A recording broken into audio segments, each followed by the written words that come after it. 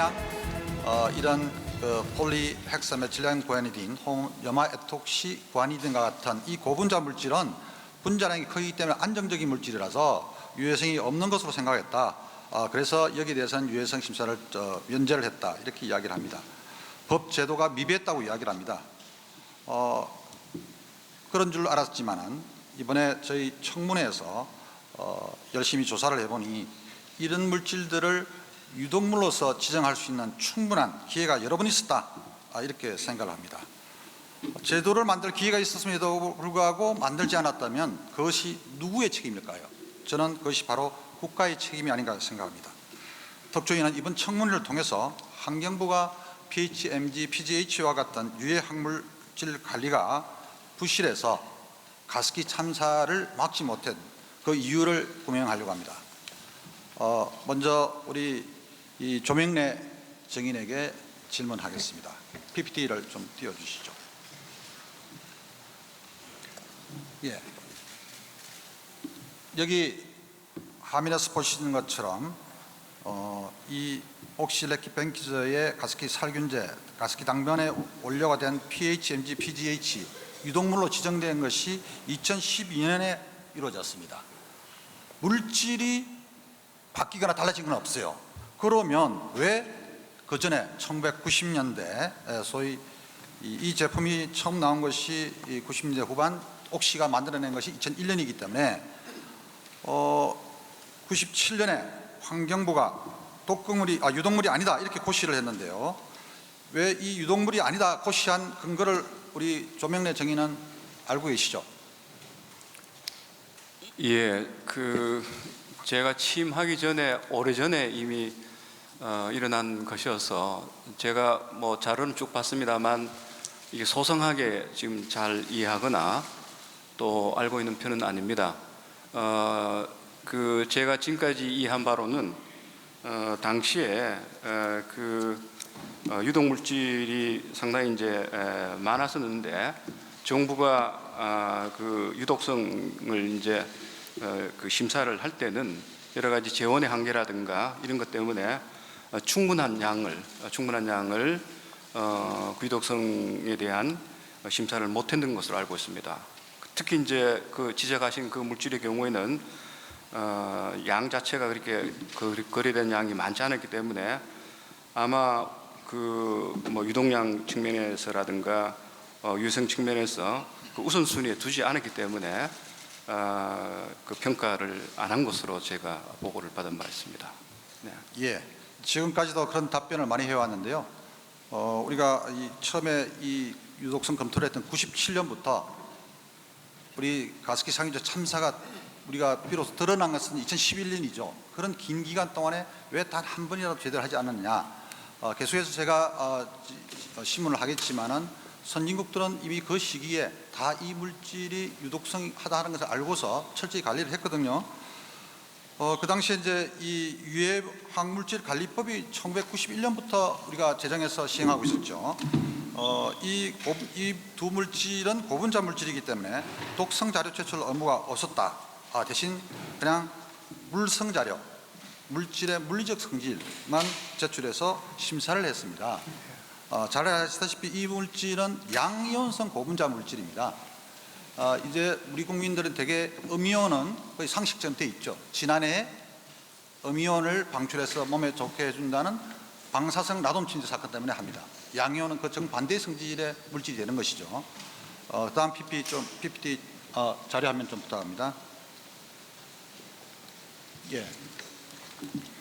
이 화학물질 우리가 유해성 심사를 할 때 이렇게 작성들을 하게 되어 있고요. 그다음 이어서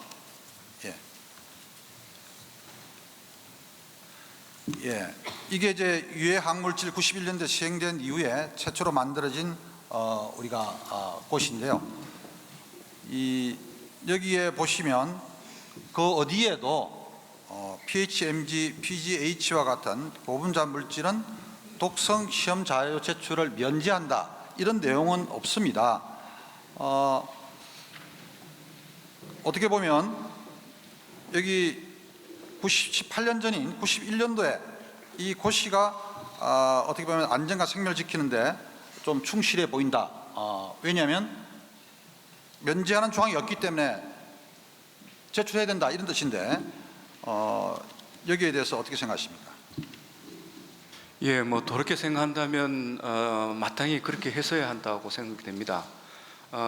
저희들이 CMIT라든가 MIT 같은 경우에도 16년, 17년 혹은 17년에 그 연구를 착수했었습니다만 유의미한 결과가 도출이 안 돼서 그 후에 여러 차례 환경부 주도로 보완 연구를 한 결과 작년 말 올 초에 유의미한 결과를 이제 도출을 해서 그걸 가지고 저희들이 이제 수사를 이제 의뢰를 하게 됐는데 그와 같은 과정들이 그 과거에도 있었더라면 지금 말씀하신 그런 부분들이 아마 문제가 안 됐을 테입니다만 당시로서는 그렇게 충분하게 아마 주목을 못한 것 같습니다. 예. 우리 그럼 그다음 자료 화면 좀 보여주실까요?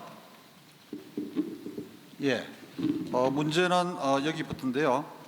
그 우리가 1년 첫 고시 이후에 9개월쯤 뒤에 이 92-78호 1년 뒤에 다시 개정을 합니다.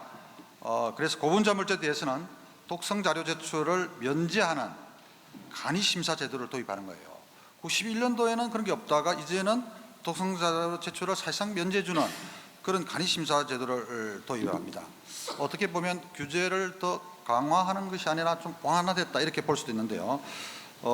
이 간이심사에 해당하는 물질 규정을 별표위의 내용이 이용을 돕기 위해서 고분자 물질을 이제 설명합니다. 다음 자료 화면.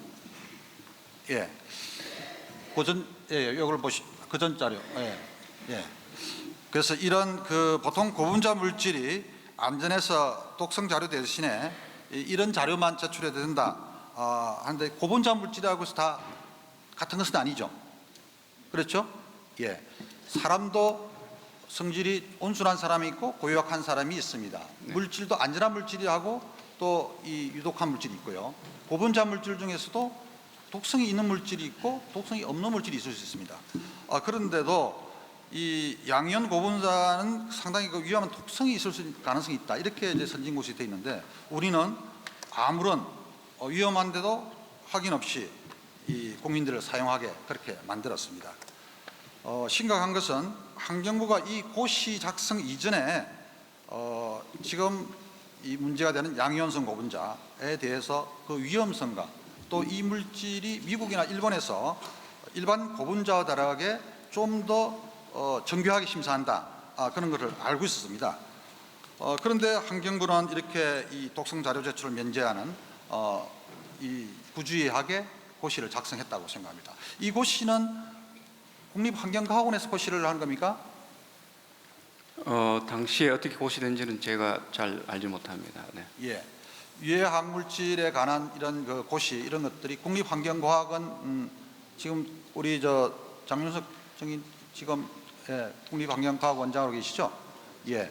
뭐 이거를 그렇죠. 그 참고로 제가 말씀드리면 이건 아마 환경부 본부에서 환경처에서 고시한 걸로 고시한 이렇게 알고 있습니다. 이 당시는 이제 환경처 예, 환경처 고시고 예. 그 뒤에 지금은 이런 관련 고시를 과학원에서, 예. 과학원에서 하고 있다 이거죠.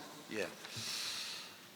그러면 이번에는 그 우리 윤성규 증인에게 질문을 하겠습니다. 윤성규 증인은 어제도 나와서 CMIT, MIT 문제와 관련해서 여러 증언을 해주셨습니다.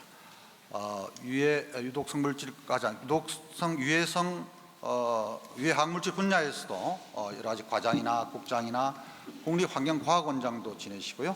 또 장관도 우리가 박근혜 정부에서 오랫동안 지낸 정통 관료이기도 하고 환경공학 박사이시기도 하시고요. 내용을 잘 아시는 걸로 어제도 아주 전문적인 답변을 하셨는데요. 앞서 이제 우리 옥시싹싹 그 가습기 당번의 원료 물질인 pH의 위험성을 우리가 알고 있었습니다. 그런데 그 당시에 외국 제도도 그 당시에 많이 검토를 했는데요. 지난번 2016년도 국정조사에서 우리 윤성규 정인께서 pH MG에 대한 위험성을 알 수 없다 이렇게 답변하신 게 있죠. 슬라이드 좀 보여주세요. 자료하면 예. 여기에 그 당시에 지금 오세정 그 위원 지금 뭐 서울대 총장으로 계시죠? 예, 이분하고 나눈 이야기가 있습니다. 윤석열 정의는 그 당시 다른 나라들이 이 고분자 물질이라고 해서 무조건 동성 자료 시험 자료 제출을 면제한 것은 아니다. 외국 사례는 잘 몰랐다. 뭐 인터넷 뭐 이런 것을 잘 우리가 할 수 있는 시대도 아니었다. 뭐 이렇게 이야기를 했는데 이 정언이 지금도 이렇게 생각하십니까? 위정 아닙니까? 저 질문을 보시면 1970년부터 얘기가 나옵니다. 또 오세정 의원이 얘기하신 1984년 얘기도 나오고요. 그리고 이게 신청 들어온 게 96년입니다. 그 당시 인터넷이 일부 되긴 됐지만 지금처럼 어떤 빅데이터 성격의 그런 가치가 있는 데이터들이 인터넷을 통해서 접근 가능했냐? 아닐 겁니다. 저도 그때 인터넷 이메일 이제 겨우 보낼 정도였습니다. 또 이 유해성 심사 자료는 그 당시만 해도 아마 지금도 그렇지만 처음 유해성 심사한 사람은 그게 재산권입니다.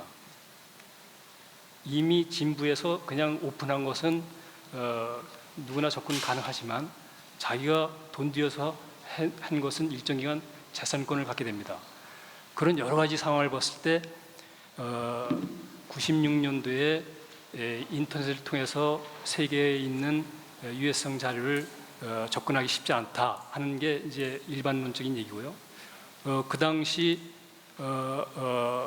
이 규정상 네, 간단하게 좀 선진국이나 유럽이나 고분자에 대해서는 그 특성 자료라든지 이런 거 제출로 그 소위 뭐 위원님들이 말씀하시는 간이 심사, 법에는 뭐 간이 심사라는 말이 없습니다. 그런 거에 의해서 하는 거로 규정이 돼 있다는 보고를 받고 답변을 했던 것입니다. 예. 저는 저 인터넷 핑계에 대한 인터넷이 어떤 시절에는 그러면 외국의 정보 이런 것들을 모든 나라들이 잘 모를까요, 서로? 선진국끼리도요? 예. 매우 이제 이 일반적인 것을 말씀하셨다는데 이거는 그냥 넘기려고 하는 뭐 그런 변명 같아 보입니다. 김필재 정인에게 묻겠습니다. 지금 국립환경과학원 위해성 평가 연구 과장을 하고 계시죠? 예, 그렇습니다. 그리고 90년대 그 당시에는 화학물질 심사단의 거기 상임위원으로 계셨죠? 예, 그렇습니다. 예, 그렇습니다. 화학물질 심사단이라는 것은 그 당시 환경처겠죠. 환경처에 돼 있는 기관이죠. 만들어진 기관이죠.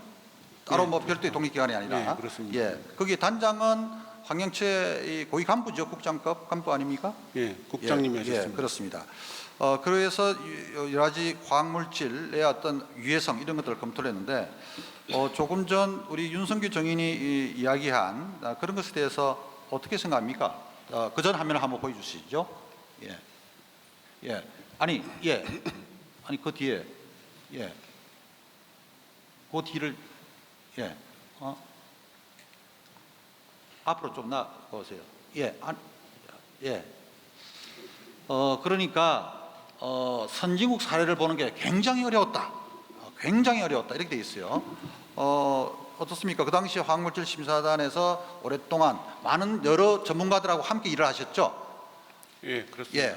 그 심사단 보니까 우리 박종세 88 서울 올림픽 때 벤 존슨의 양모를 했던 도핑 컨트롤 센터장, 예. 초대 식약청장도 제가 보니까 제가 개인적으로 잘 아는 분이 있었고, 그 다음에 김성중 노동부 차관까지 하신 분도 계셨고, 또 뭐 김용화 박사 이런 분들도 계셨던데. 비상근으로 계셨습니다. 예, 비상근인들 계셨는데 그 당시에 이 PHMG, PGH 양이온성 고분자 물질에 대해서 외국 사례를 조사하거나 한 적이 있죠. 한 적은 있습니다. 그러면 그 내용이 어떤 것이었습니까? 예, 그 PHMG, PGH 양이온성 고분자 물질을 하니까 선진국들은 어떻게 이 물질들을 좀 심사를 하든가 있는 거죠. 지금 이제 두 가지 관점인데요. 이 PHMG, PGH 양이온성 고분자 입장에서 뭐 그냥 용도를 고려하지 않고 보면 미국 같은 경우에는 일단은 면제 대상은 아닙니다.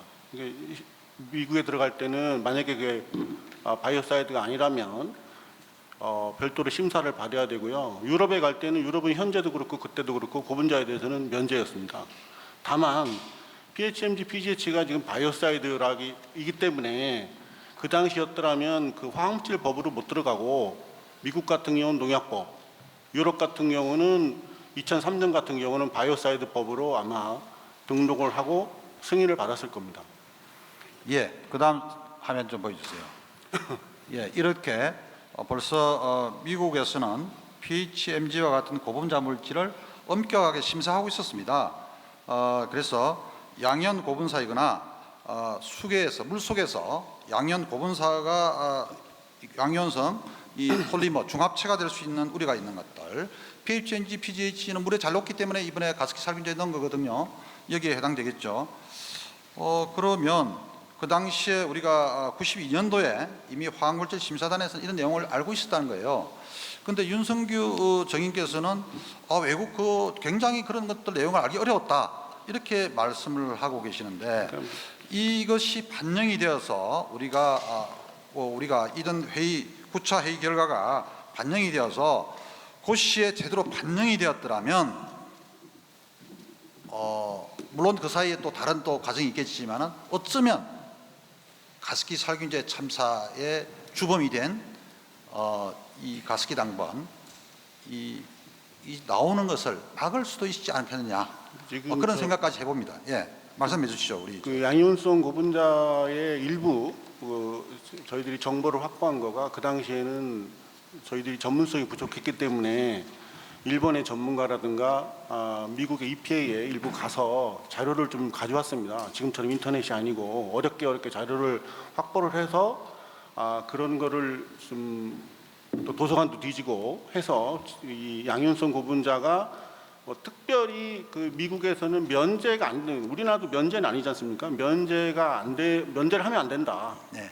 그런 정도는 알고 네. 있었고, 일부 양이온성 고분자가 수생 생태에 좀 전체를 대표하는지는 잘 모르겠습니다만 그런 보고들이 일부 있었다는 것은 아마 93년 4년쯤에 부분적으로는 알았을 예, 겁니다. 알겠습니다. 혹시 윤석규 정인 91년, 92년, 93년, 94년 이즈음에 환경처에서 어떤 그 부분을 맡고 계셨죠? 저는 화학물질하고 관련이 없었고요. 예. 그때는 물 쪽, 그다음에 지방청에 있었습니다. 예. 우리 윤석규 정인은 유해 화학물질뿐만 아니라 수질 쪽 다양하게 그렇게 경력을 가지고 계시고, 그래서 이 부분을 충분히 그 뒤라도 알고 있었을 거라고 생각을 합니다. 저 좀 말씀드릴게요. 제가 화학을 전공한 사람이 아니기 때문에 그 화학물질 과장으로는 10개월을 있었습니다. 10개월, 1년도 아닙니다. 그래서 소상히 알지 못하기 때문에 또 현직 장관으로 있을 때는 다양한 스펙트럼의 업무를 취급해야 돼서 이 규정대로 했냐를 확인한 결과 규정대로 했다는 것이 확인돼서 얘기를 한 것이고, 저한테 양이온성에 대해서 질문한 분이 없습니다. 제 기억에는 국정조사에서 양이온성은 바로 옆에 있는 김필재 증인에게 직접 질문을 한 것으로 제가 알고 있습니다. 저한테 양이온성에 대해서 질문하지는 않았습니다. 예. 그러면 어떻습니까? 지금 현재 양이온성 고분자는 다른 물질하고 달라서 독성이 있을 수 있다.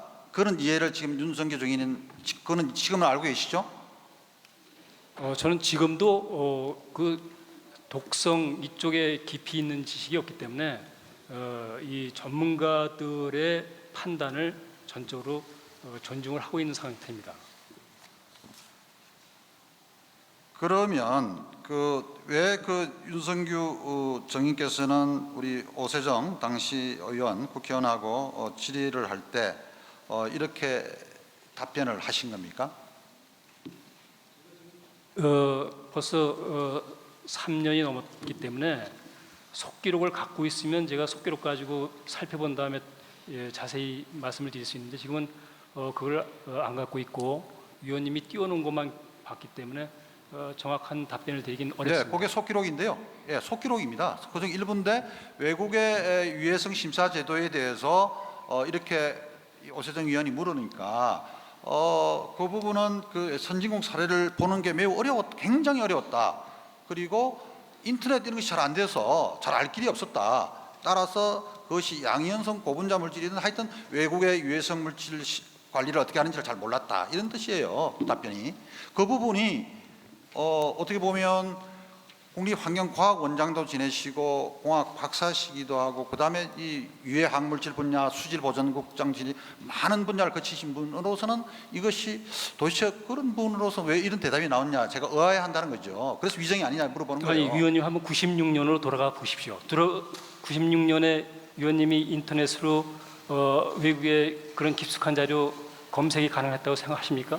저는 그 부분에 대해서 제가 인터넷 검색을 이야기한 게 아니라 노력만 하면 여러 경로로 기관끼리 혹은 사람을 또 외국에 보내서라도 그런 자료를 입수할 수 있었는데 거기에 대한 노력이 부족했다 이런 거예요. 그런 부분을 좀 시인을 하시면 되는데 계속 변명만 하시는 것은 적절치 못합니다. 그다음 슬라이드 화면 보시겠습니다. 예, 이 화면을 보셔서 잘 아시겠지만은 미국은 84년부터 오래전부터 양이온성 고분자 물질을 이렇게 관리를 해왔습니다. 지금도 이렇게 이 양이온성 고분자의 어떤 유해성 때문에 관리를 하고 있고요. 일본도 마찬가지로 1996년부터 양이온성 고분자를 지속적으로 관리를 하고 있습니다.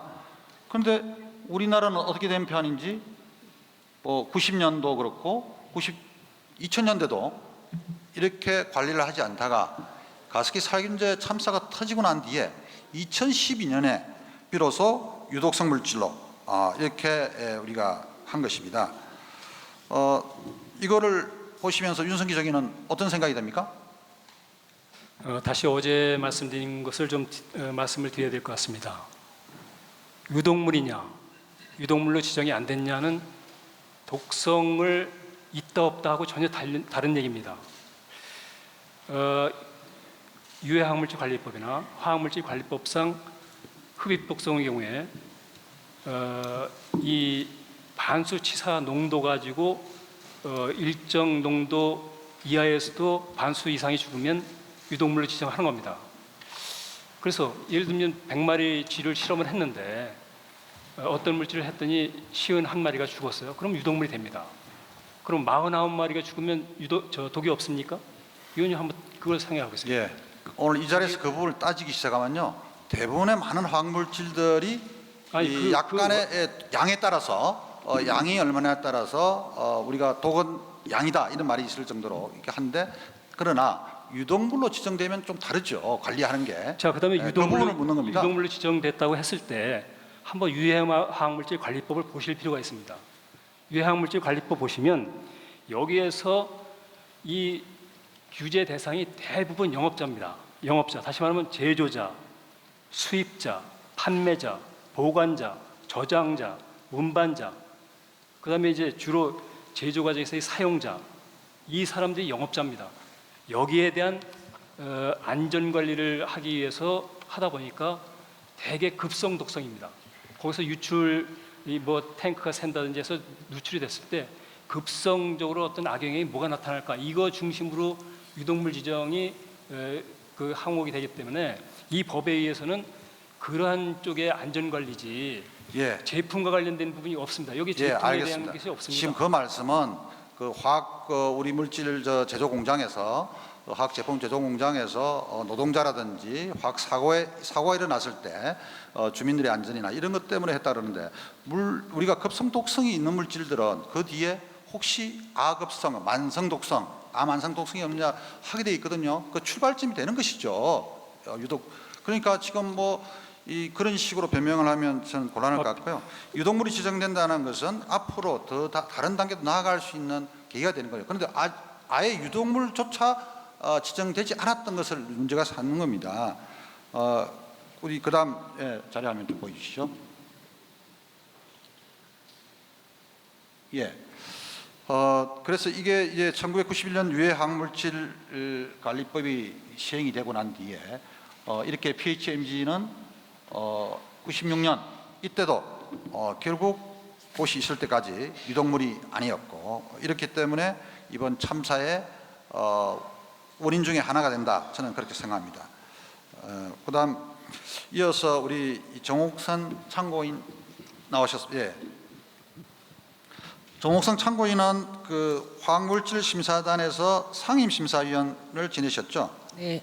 예. 그래서 1992년 당시 외국에서 양이온성 고분자 물질을 어떻게 심사하는지 알고 계셨죠?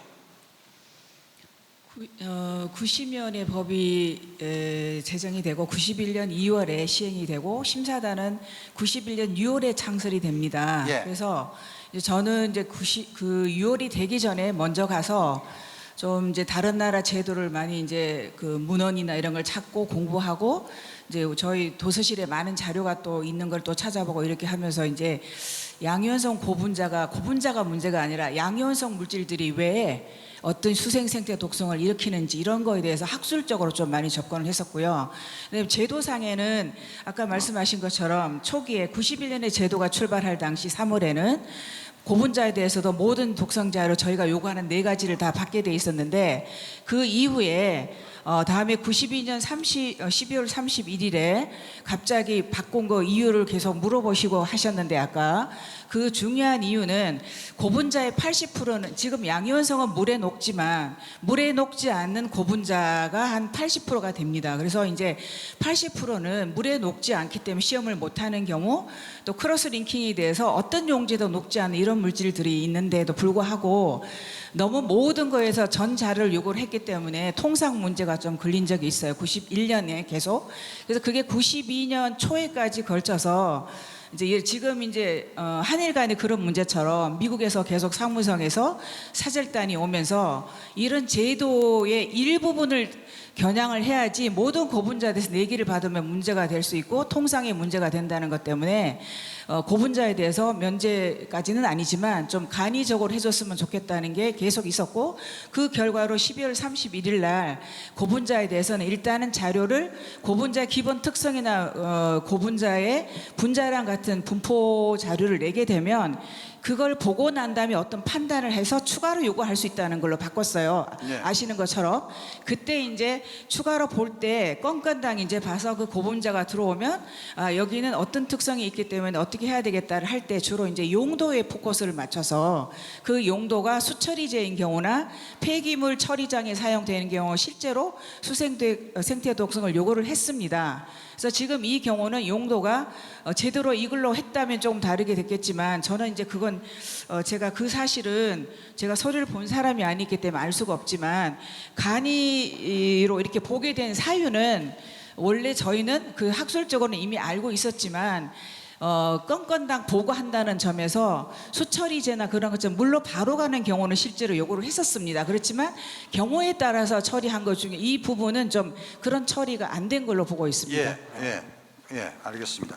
그러니까 우리 전홍선 참관님께서는 92년에 우리가 고시를 할 때 양이온성 고분자 물질을 우리가 충분히 좀 여러 가지 심사를 해서 이렇게 넣었어야 되는데 그렇게 하지 못하는 바람에 결과적으로 이것이 우리가 유독물로 지정되지 못한 거다. 이렇게 생각하는데 거기 동의하십니까? 아니요, 그 정도는 아니고 저희가 여지를 남겼잖아요. 그 들어온 자료를 본 결과 추가로 요구할 필요가 있는 경우 요구할 수 있다는 조항이 아까 그 92년도에 고시에 나와 있기 때문에 그쪽으로 약간 넘긴 거죠. 그러면 그래도 혹시 92년 고시에서는 못 넣었지만은 그 뒤에 계속해서 이것을 소위 업그레이드, 소위 그 계속해서 바꾸잖아요. 왜 그럴 때라도 좀 하지 못했습니까?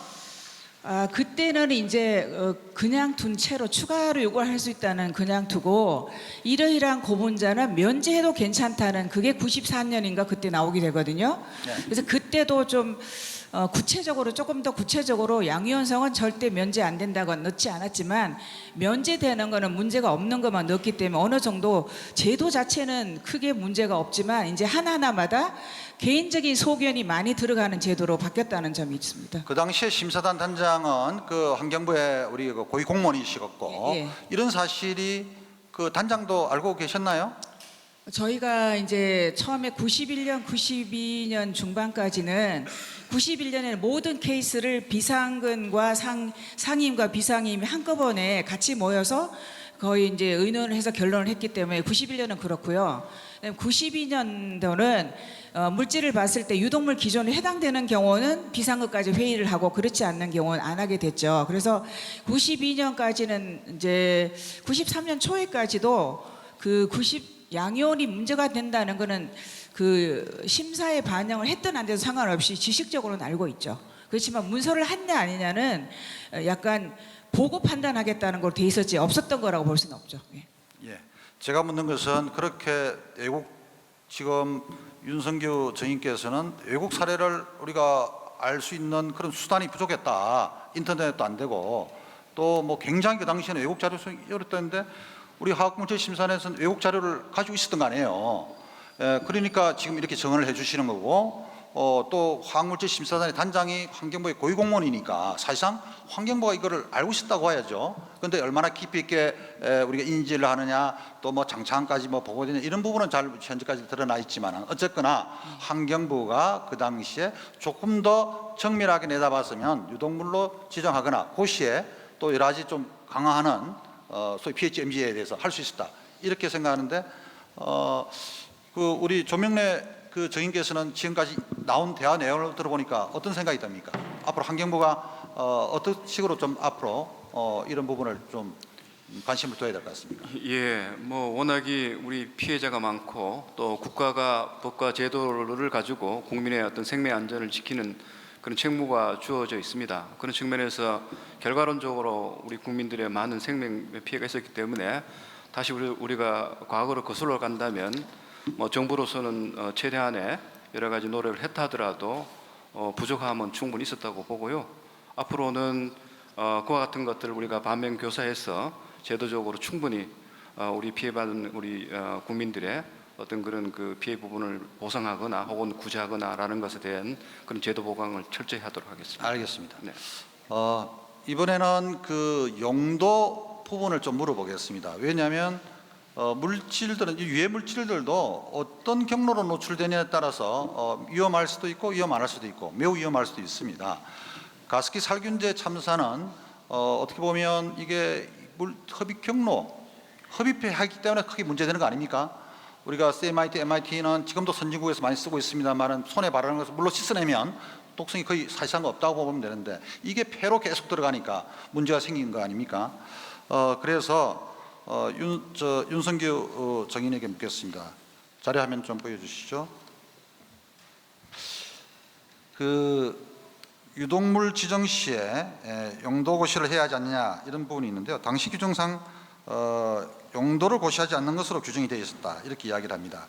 유독물 지정을 하면서 유독물이 아니다 이런 그것만 표시하였지 그 일본이나 EU 같은 경우에는 용도를 특별히 고시하지 않는 것으로 파악하고 있었기 때문에 당시 절차를 따라서 용도를 표시하지 않는 것은 문제가 없다 이렇게 이제 답변이 우리가 되어 있습니다. 이게 이제 그 우리 국정조사 2010년도 국정조사 거기에 이제 결과 보고서에 국회에서 낸 보고서에 되어 있는데요. 그런데 용도에 대한 고시를 한 사례가 있었습니다. 다음 자료 화면 좀 보여주시죠. 예, 상당히 물질이 어려워서 제가 말씀드리기는 그렇고요.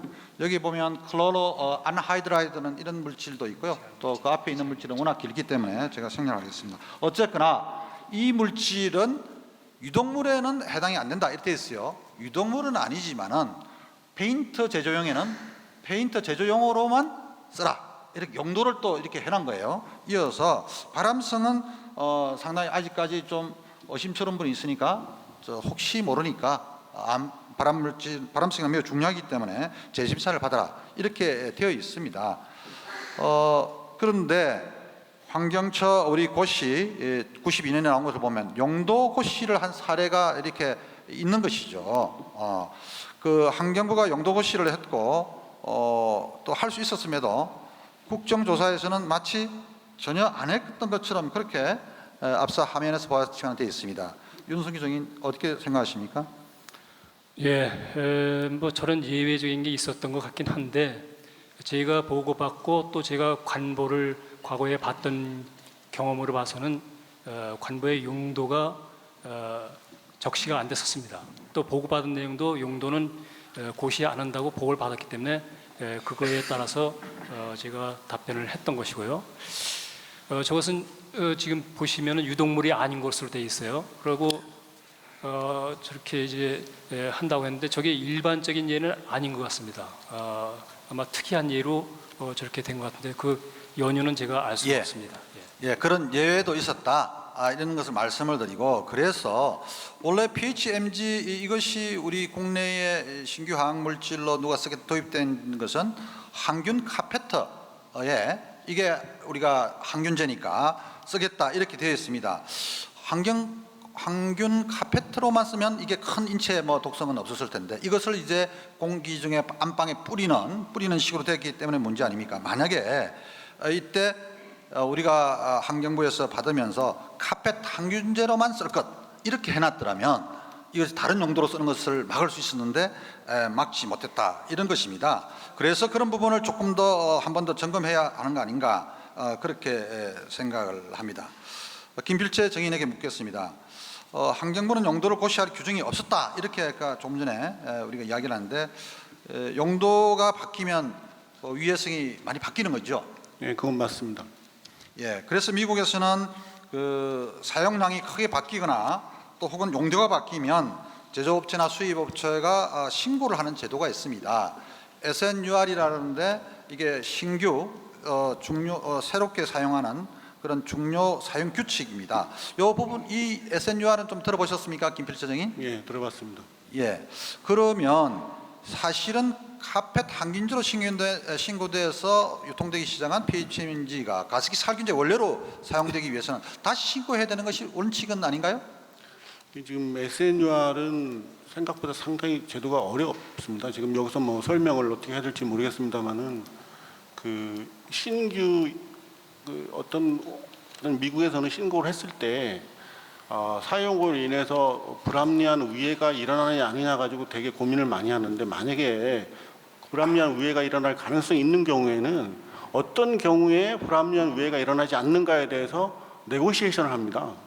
네. 그때 그 조건들이 이제 그 벗어나는 거를 신규 이용이라고 그러거든요. 그러니까 용도도 들어가고 제조 수입량도 들어가고 아니면 사용량도 들어가고 여러 가지가 들어가서 그것이 복합적으로 포함되어 있는 거가 SNUR 제도라고 이해하시면 되겠습니다. 예, 우리가 조사를 해보니까 우리 이 김필재 정인께서 몸을 담고 있던 화학물질 심사단 회의 자료 93년 12월 거를 보니까 이미 미국에서는 이런 SNUR 제도를 실시하고 있는 것을 알고 있었고, 또 환경부는 97년 환경정책평가연구원, 우리 지금 조명래 정인께서 지금 장관으로 하시기 전에 있던 국책연구기관이죠.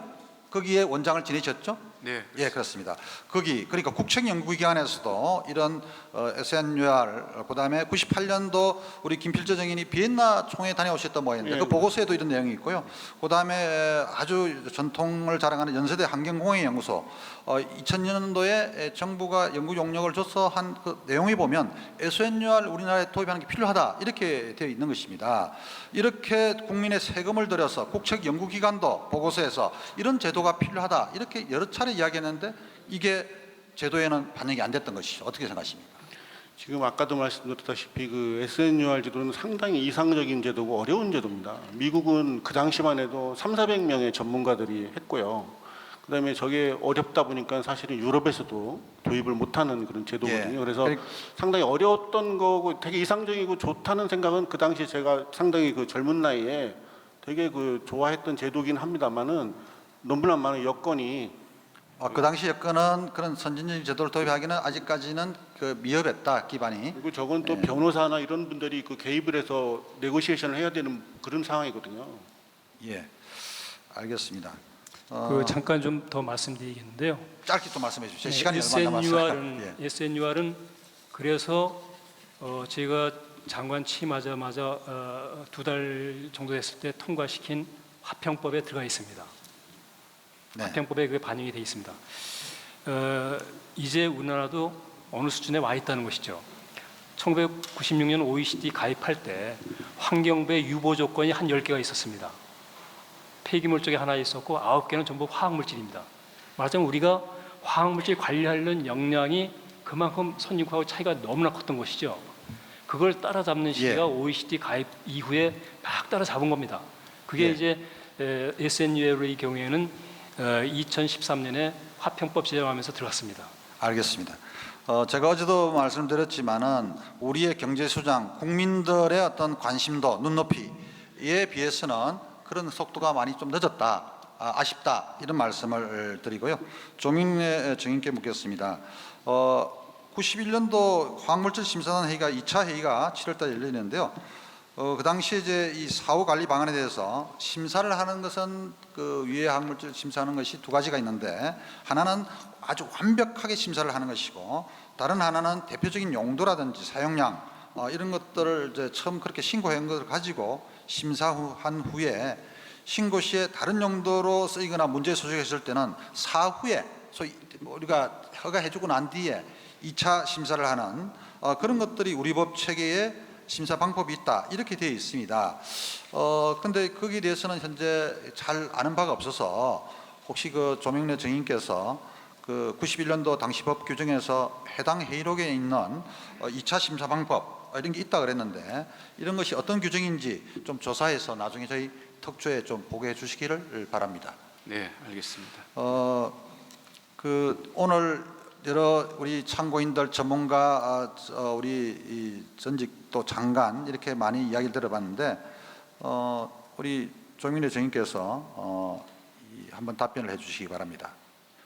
예, 그 91년 그 유해 화학물질 관리법 시행 이후 20여 년 동안 용도를 바꿔서 사용하는 화학물질을 추적할 수 있는 제도를 만들지 않은 책임이 분명하게 저는 정부, 특히 환경부에 있다고 생각하는데 어떻게 생각하십니까? 예, 뭐 제 전임 우리 장관이신 우리 윤석유 장관께서 이미 여러 그 증언을 통해서 당시에 취했던 여러 가지 제도적 조치에 대한 소개가 있었습니다. 아마 당시 여러 가지 여건, 우리가 갖고 있는 뭐 지식이라든가 연구의 어떤 그 축적된 어떤 그런 내용이라든가 전문성이라든가 이런 것을 감안한다면 뭐 당시로서는 그래도 최선을 다했다는 생각은 듭니다만, 지금 시점에서 보게 된다면 아마 부족한 측면이 분명히 많았던 것 같습니다. 그 부분은 제가 앞에서도 이미 지적을 했고, 정부로서는 최근에 들어와서 특히 그런 부분을 깊이 반성하면서 뭐 제도 보완을 통해서 우리 국민들의 여러 가지 피해를 구제하기 위한 이런 일들을 적극적으로 할 계획입니다. 네. 예, PHNG, PGH 정부가 부실하게 이렇게 관리를 한 것에 대한 이번 세션의 마무리 발언을 하도록 하겠습니다. 다음 슬라이드, 다음 화면 부탁합니다. 다음 화면, 예. 예. 가습기 상환기회 참사는 정부의 실패로 빚어진 결과입니다. 구체적으로는 정부가 화학물질 안전관리에 실패했기 때문에 생겼습니다. 미국과 일본 등 선진국들은 고분자 물질 가운데 이번에 가습기 살균제 참사의 주범 성분인 PHMG와 같은 양이온성 고분자 물질에 대해서 심사를 더 엄격하고 있는데, 우리나라에서는 계속 여기에 대한 관심이 부족했습니다. 지금 국립환경과학원에서 이 관련되는 고시들을 하고 있는데요. 2005년 고시하고 2008년 고시를 보니까 2008년 고시가 최근 있는 고시가 오히려 더 완화돼서 느슨하게 하고 있는 것을 저희들이 발견했습니다. 그 부분은 우리가 국립환경과학원장께서 한 번 더 살펴보시고요. 만약에 PHMG, PGH와 같은 양이온성 고분자 물질의 유해성을 그 당시에 조금 더 꼼꼼하게 확인했더라면, 92년도에 또 만들어졌더라면, 혹은 92년도는 못했지만 그 뒤라도 이렇게 했더라면 PHMG와 PGH 같은 물질이 원료로 쓰이는 것을 막을 수도 있었고, 못 막았다 하더라도 그 뒤에 이런 시간 내에 이 물질이 가습기 살균제 용도로 쓰이는 것을 막을 수 있었다고 저는 생각을 합니다. 이렇게 이 환경부가 충분히 유독물로 지정하고 관리를 할 수 있는 정보나 제도가 있었음에도 불구하고 일부 정인들이 말씀하신 것처럼 뭐 그 당시는 우리나라 수준이 아직 그렇게 되지 않았다 그러는데, 그것은 어떻게 보면 이 많은 피해자들 입장에서는 변명으로 들릴 수밖에 없습니다.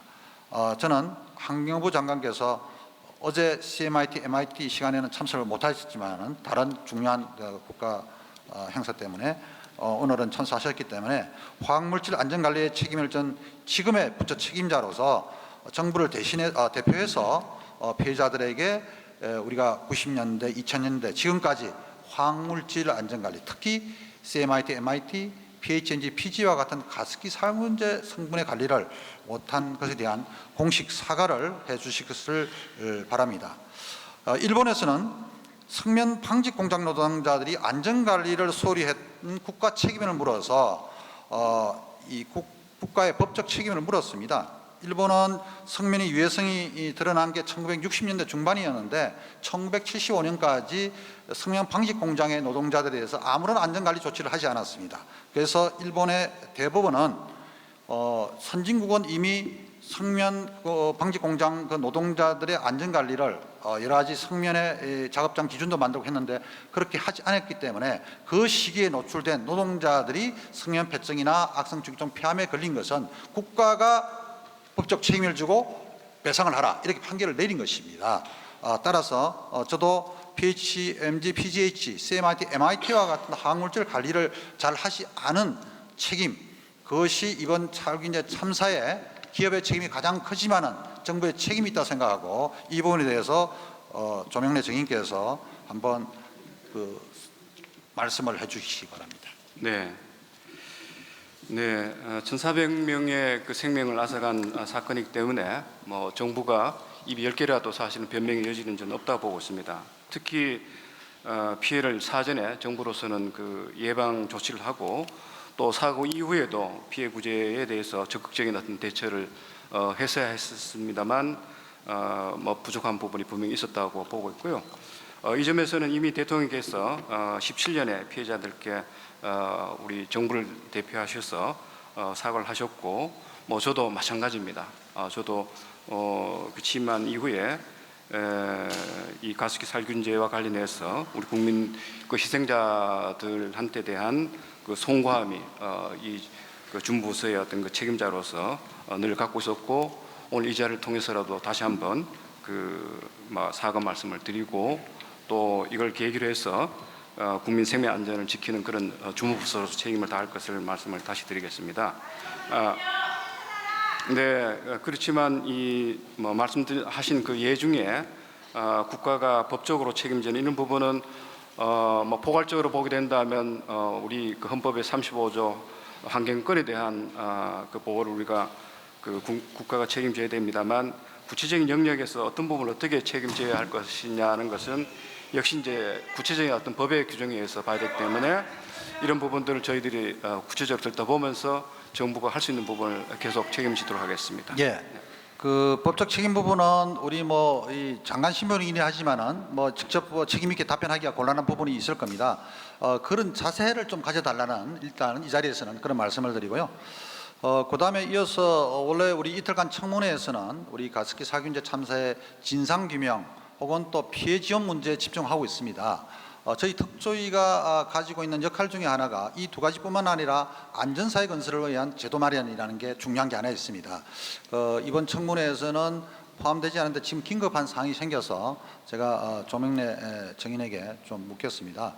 다름이 아니라 지금 가습기 살균제 참사 그 수많은 희생을 딛고 만들어진 법이 소위 화학물질 평가 및 등록에 관한 법, 우리가 줄여서 화평법이라 그러는데 이 법이 있고요. 그 다음 화학제품 및 살성문제 안전관리법이 있습니다. 두 개 법인데요. 특히 이번에 이 화평법이 위기에 처했다. 이런 것들을 일부 언론 또 시민단체 또 전문가들이 이야기를 하고 있어서 이 부분을 우리가 조명래 정에게 제가 대표해서 좀 물어보겠습니다. 예.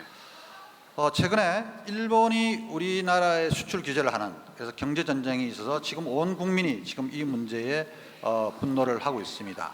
그런데 기업들은 최근에 그 언론 보도를 보면 우리가 화평법이나 또 화학물질 관리법 이것 때문에 너무 규제가 엄격해서 우리가 여러 가지 새로운 물질을 개발한다든지 여러 가지 이 화학 제품을 갖다가 하는데 문제가 된다.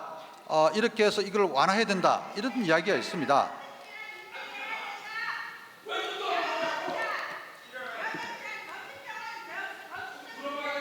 방청석 정숙을 유지해 주십시오. 예.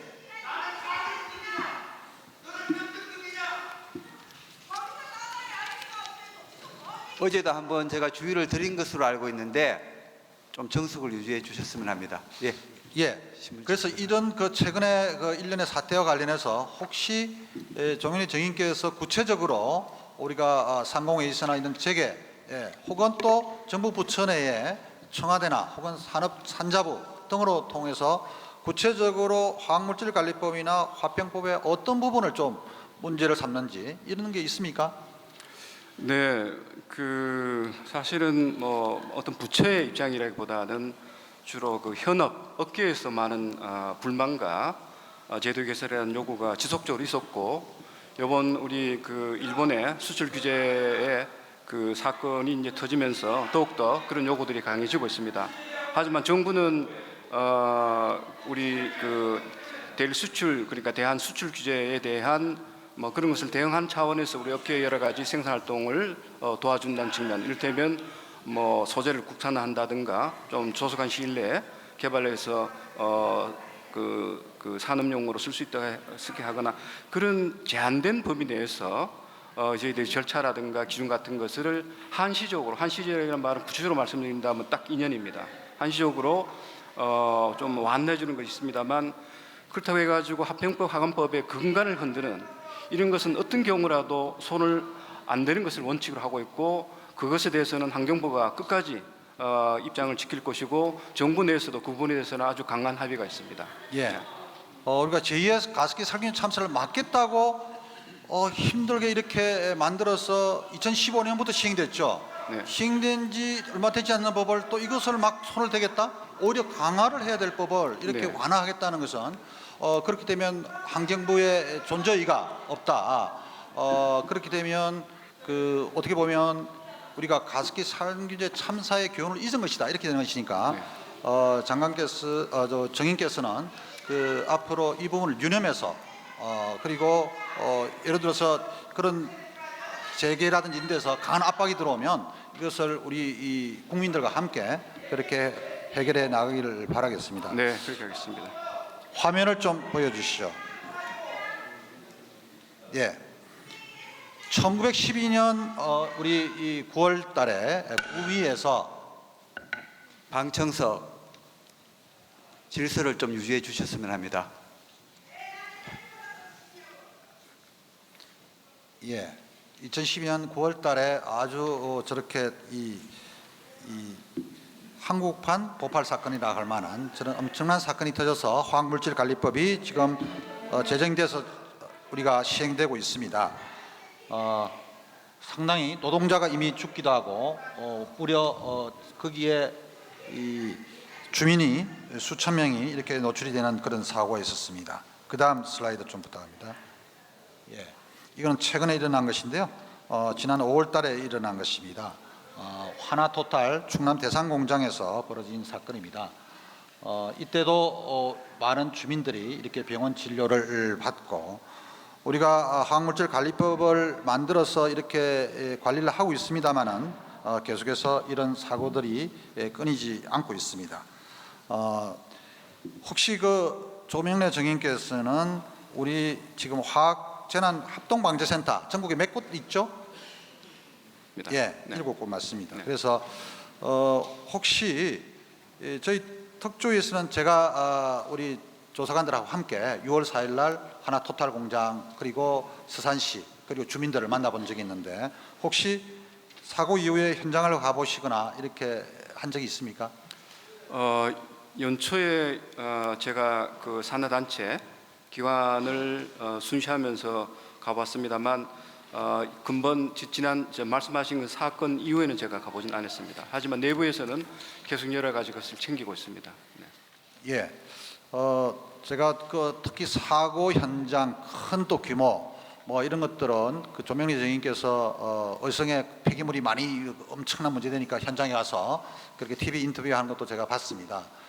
더구나 이런 있을 때는 그 한번 연초에 가보셨다 그러는데 좀 더 관심을 가져주시고, 현장에 가보니까 넉장 신고에다가 주민 대표 명령 제대로 이루어지지 않고요. 그 다음에 이 방재센터에는 노동부나 환경부 여러 부처가 와 있는데 서로 협조도 안 돼 있어요. 한 건물에 있으면서 사고가 나면 동시에 전파가 돼야 되는데 각각 따로 서로 다른 전화를 받고서 다른 시간에 출동을 하고 이런 일들이 벌어져서 아무래도 저는 환경부가 그런 방재센터에 센터장은 지금 없더라고요. 여러 부처가 있어서 없는데 그래도 마형 노릇을 해야 되지 않느냐. 사실상 그 센터는 환경부의 센터다 이렇게 생각하시고 그렇게 해 주시기를 바랍니다. 그다음에 마지막으로 이번에 가습기 살균제 이 사건도 우리가 이런 유사한 사건이 생기면 신고를 할 때가 제대로 없어요. 이 사건, 이 참사 뒤에도 우리가 방수제를 집에서 뿌리다가 흡입돼서 사경을 헤매다 겨우 살아난 사건도 있는데요. 병원이나 그 시민들이 이것을 정부 어느 기관에 신고해야 되는지 없습니다.